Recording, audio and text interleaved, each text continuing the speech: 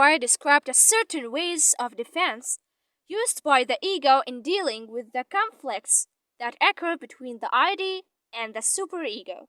And from his point of view, that reducing stress is a primary motive for most people. And this anxiety that does all this stress to a large extent. He divided anxiety into 3 types. Hey, wait!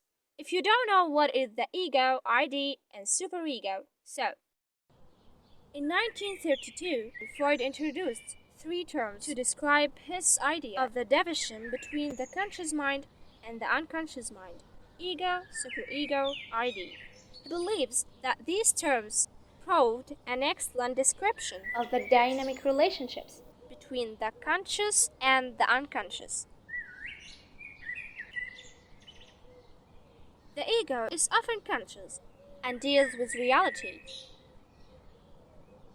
The superego is partially conscious, and it is the inner trial. And the id is unconscious, and is a storehouse of repressed motives. Okay, let's go back. We were talking about dividing anxiety into 3 types: realistic anxiety, neurotic anxiety, moral anxiety. Firstly, realistic anxiety.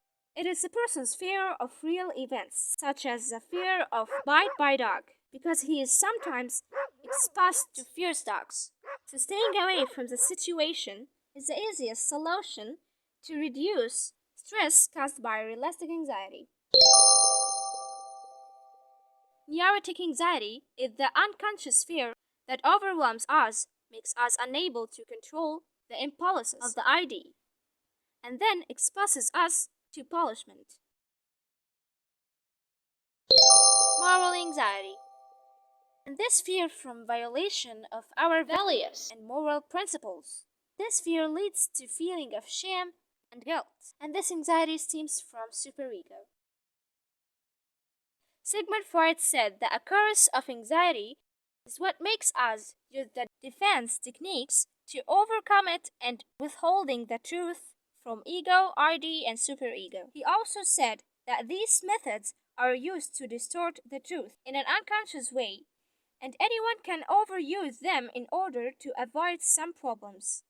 So, understanding defense techniques is very great because it makes a person able to control the anxiety to a great extent. Freud identified the defense techniques that ego used to reduce stress.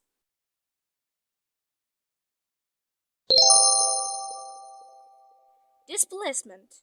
Bringing out a person's feelings and frustrations to another person is less threatening and dangerous.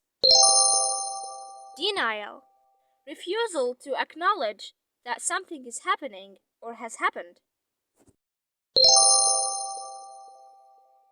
Creating possible but fake justifications to avoid the real reason for feeling something.